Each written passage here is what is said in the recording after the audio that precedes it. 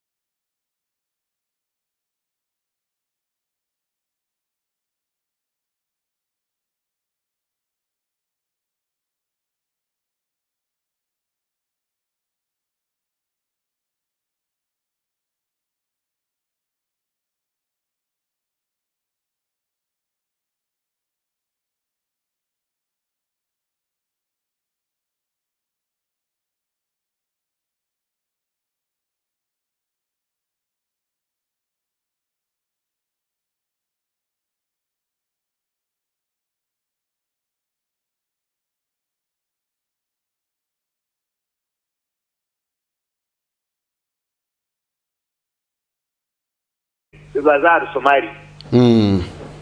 But that may be true, that may not be true. So Ethiopia ya saha umuri Somali okurwanisa Islamic cause. But it is also true ngo America ikani rwanisa Islam. Umuri Sudani umbitware wa Al-Sirabi. Moine Al-Bashir. So it's also very possible America kayamba Ethiopia abo kuba abatekaniste Somalia bakaba y'abasiramu aba Islamic cause. Right? So Ethiopia kuyatire Islamic cause. Now abasigazi we call the Al-Shabaab, because Al-Shabaab means youth. Nikimanyisa abasigazi batan kortaro batera Ethiopia. Now Ethiopia ya rukayo. So no Uganda ya taire. So Uganda kata hayo ai Ethiopia ya unjiri. Yes. So therefore you cannot argue ngo Uganda ne kizamani ne kizobwenge ne kizokumanya Ethiopia. No, Ethiopia katabara Somalia. Ero Uganda yazayo omizi gatamuki. So where we are is our room for proliferation of military technology.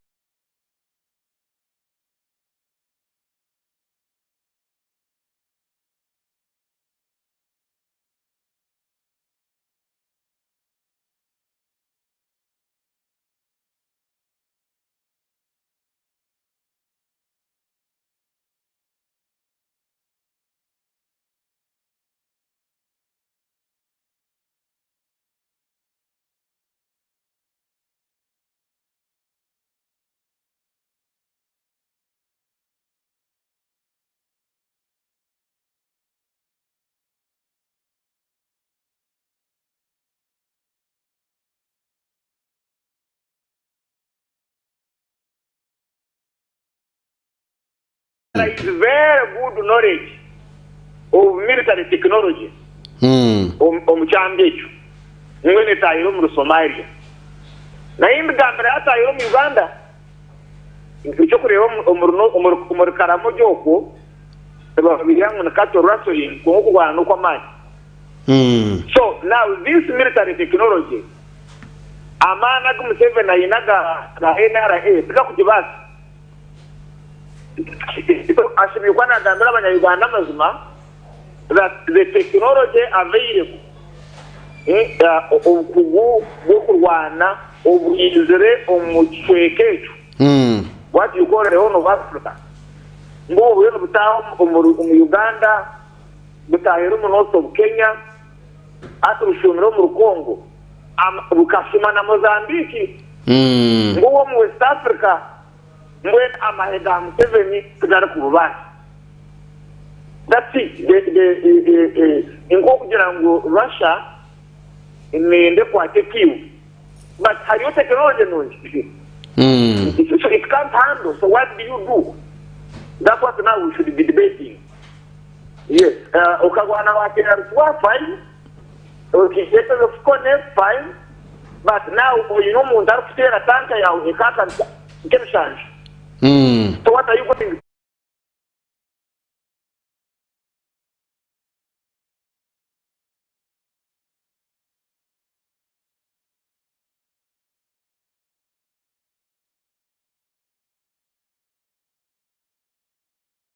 You get? Now, Mr. Charles. Yes. Can you tureba UPDF nabaji crediting for having made enormous success in Mogadishu and Lower Shabare, Baidoa, Kismayo? How did they manage to push the enemy far away when they had no that technology? I'm not saying I'm saying no, the number you can't fight. The question is the court. So Koreano enough Gumayo Kokuma Yango. I don't want to be a number one and very good military technology. Our endeavor Loruta Makarquata video so now to Nakatan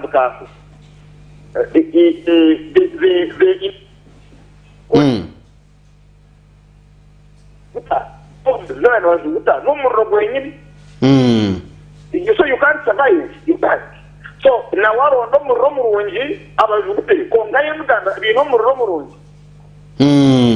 Yes. So it's balance to force.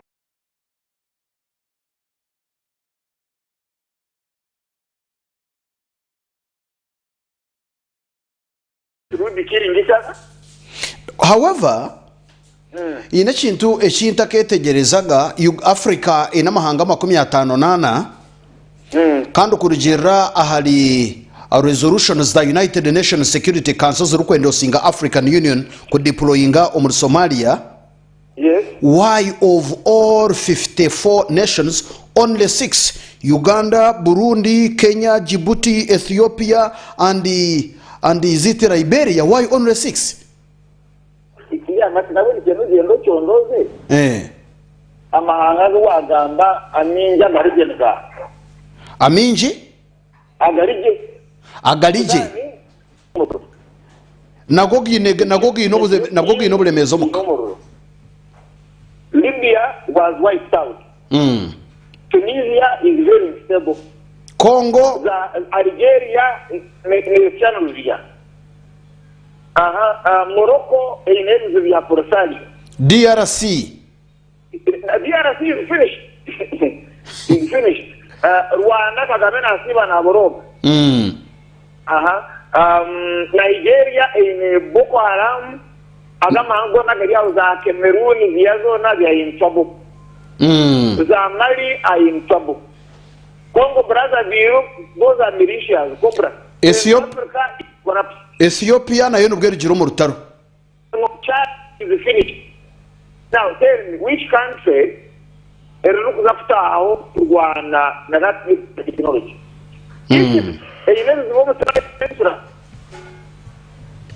know that. So some of these countries see far. Mwana Somalia is very Mwana mwenda kuite kaza sharia ibintu and but I don't see an African state which is going to survive. So ihangani amahanga Africa ga kugarukugumagali troubled ngokuwacholeka echo chiri in whose interest? And you see amahanga gakaba agents z'abazungu omukwiba Africa. Yes. They are agents z'abazungu kwiba Africa. Now abakurwanisa abazungu biza baronda ba Africa babigesa kurwana niwe babayire mbundu munji. So therefore nikaza ko like the way you see monarchy these African states in the Mr. Charles, yes, President Museveni wa Uganda tuire na yetenga munonga kandi ari kujumirira Idi Amin nabwo corruptinga East African community. Kandi chikabe chige chete ngo East African community ebeho if Africans according to Museveni must survive. Now, yes. Kukuleba this instability in the Horn of Africa, in particular in Somalia, there is a trouble here in Democratic Republic of Congo. Kagame na siba na Gamboganga na Congo na Bujumbura na Eterio. So where is the future of East Africa amidst this insecurity? That's when we are from Uganda can be here. Kind of welcome maybe. If you wanted to call up the East African community. Bangu twarum biaro muri bararo abantu barastamire bate isa batera faruru mun wenda kwa ba East it began with president bari mu krabu zabo kwene bakwere byaro abibire ibene sente zabo ziro kuziruka zatamba ibakenya uyengura da recuperation imama amateganyo okwe abarugagura ati mukubamanya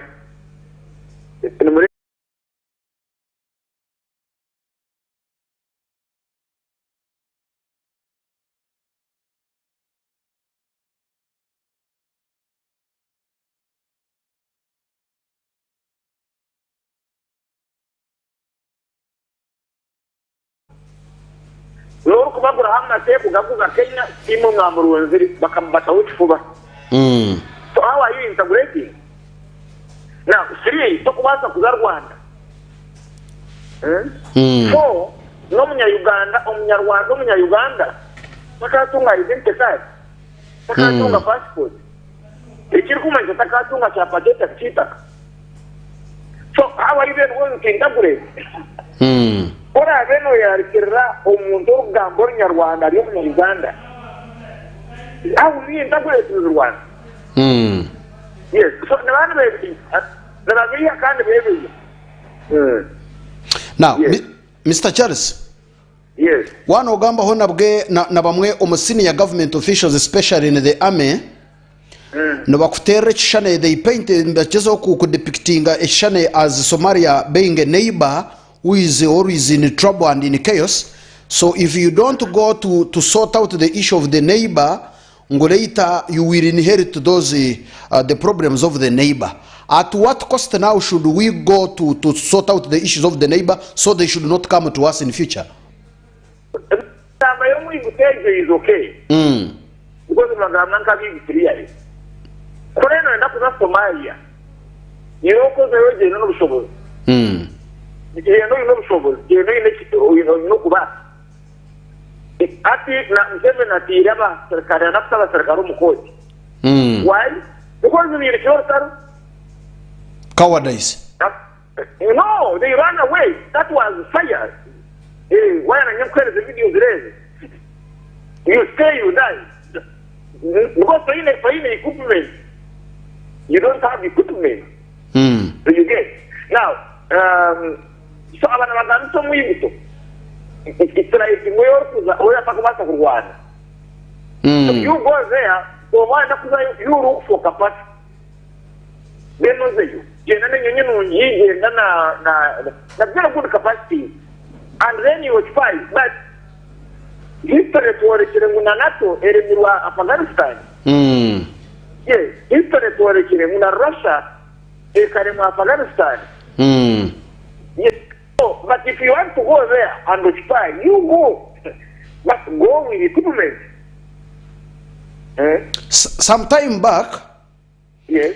Bakaraba Tujirangu, when Somalia was still a very dangerous place, unlike today, Omulikismayo kakaka rya katale broad day market ko kuguruza hemunda haza zayongera okufuweringa instability ampaha emunda zatemba Turkana zarabomba Pokoti ziza zaraba Albert za ta Congo ADF yatandika kubenka ambi yamana munonga cha forcingire UPDF to intervene to some extent to bakaba bine kintu cyo kuba kitira mutwe nawo ati si museveni kuya ataye muri Mogadishu. Museveni website. No. What I is Kenya. Because it's Kenya. I'm going to USA. Bakaba takwenda Museveni azamwaro gwinyanja ya Indian Ocean. Ba Kenya. Ya ryo kuvuga. Ana Kenya yazayo ombyo kutunga. Ombyo bwigana. Na mpizo Uganda nyire Kongo mbyo kuwana. Mwene Kenya biliazayo mbyo bwigana. Nekorerwa abazungu. So it's also not true. Ngubakazayo ngo bakusebarayizinga no because they are not brothers. Kenya nemwe. No tora hakenye kuretwa. Ukita Sudan, South Sudan, ugiye kurwana Kenya twaroza abana. Abashobozi ba Uganda n'ababitira Kenya, babitira South Sudan. Abashobozi ba Kenya they are okay. So why don't I want to kwetera muchuke uza? Where have I gone wrong? Ikinta nabazirejenishi. Yes. So finally, President Museveni najirangu echireterire these 54 soldiers beitwa partly has a lot to do with the corruption in the army. Abwoko bangu bahatwire ba secretary batwara yabatechi batwara bodyguards, not the competent so garant sons of Uganda bokwanganga enemy. Kandi tumanyango UPDF at least among other institutions ezabire infiltrated by the Kawukumi ngo at least now if UPDF has also reached that level, what next? No, but that's also not true. Abisirikare abayo mu defense they were good sorry, but you see it's indirect fire. You know motors? Yes. Yes. Ata ya rupinga. Ikija kagomu defense yao. No steza. Tell me. And bomb, the other indirect fire, the bombs they are using Chuzina, we don't have them. They are not in the region. Yes. So it's like somebody and it's really chokora. So you wanted them to do what? You tell me, what do you want them to do?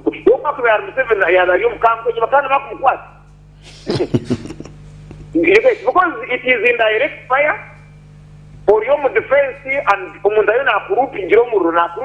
bombs. So why couldn't Air Force but why couldn't these people advance to the contact? But you see how you advance. You are in the defense. You get anyone and anyone. You know why on the defense after it was a forward base. Yeah. So no, you the defense. Come the defense. There was a chronometer. Now we have some defense. Conga technology is good, is better than yours. So what do you do? You run away. Yes. If power, you know, I can say in the defense area and tell me, they have attacked America. No. You can't, because America has better technology. So Museveni does not have good technology. Our soldiers are good. It is when it's 7. But Mr. Charles, yes. Sukoi kaziryahan ziryabusha. Is it you any erukutuzibira okuzukozesa ninga the tier and where compensation esente ninche? Because the United Nations were saying by in the evening of 2024 November this Artemis should draw down and entirely on the issue of funding. So if there was enough compensation for the tier and where, why wouldn't the SCOIs be deployed in Somalia? I think around 5. Yes. No measures zero. Kahura ngutizarata ambukire Mount Kenya. Very good. So in other words kugira ngo waza kuba mu histoire kuyaziguze twe n'abaziguze no kubamugire bifire mweshiwe no ndakora South Africa twara y'imotoka wayena ngo ugiye gutwara South Africa tukore unoyo fire maniko mugeyi gari yo muyika ugitwara Mombasa ugitajya so wayena ngo na capacity yenyonyi kuba twara za helicopter no kutwara manually technology has changed. Ubu navuga Kigali oro kuvuga pese n'urukushana ubwo rukahuba kahuba na wiroda n'ushana Charles Rwomushana yebale kandi yebale munonga bwakire kawe bale munonga tusima yes no manye karayi ekaraya ninje manye yito yakare babire pero bueno museve no mushenyi na busondeze karayi kongana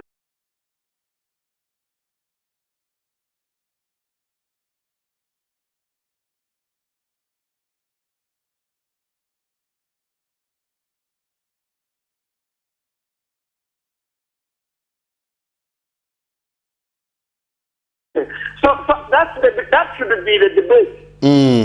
Now that corruption here was secretary. No, that corruption is your movie am saying. Eyokutagura wiroda akazagura ekitiyo ekituzo cy'omusirikale ekyo n'ekituzo kya Museveni na tere bakangwanaho na Rwamarama abo bakeyiba bengi naye nakwereza amazina nirurenga namwe mbara mwine kizibu ekiraro ke Kongo tumushikira ekiraro ke Kongo tumushikira. I don't see Museveni with capacity to secure Mbarara. Why? Because they have threat. What is in Congo? Sadaka is going to deploy to flush out them 23.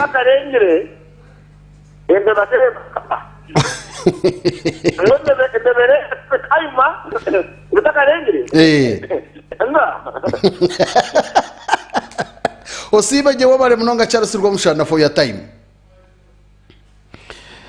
Yabale buzima edakika zaba what time is it? 27 ezatambuka shaha mukaga yabali wochitirisa munywano wanje Charles Rwomushana political analyst na kugira ngo akabahogirira president Makerere University akandi yajekeraho Rujumbura omusiye the Constituent Assembly yakozere rukumo rwenda 95 constitution yabahombega government muri iso now so ebyakungambira bumwe naniwe buwahura nabana bimanya mperezaho only 1 minute break kundagaruke tuze oba tuza planet Mars oba tuze Ukraine oba tuze United States of America anyhow mpereza 1 minute break.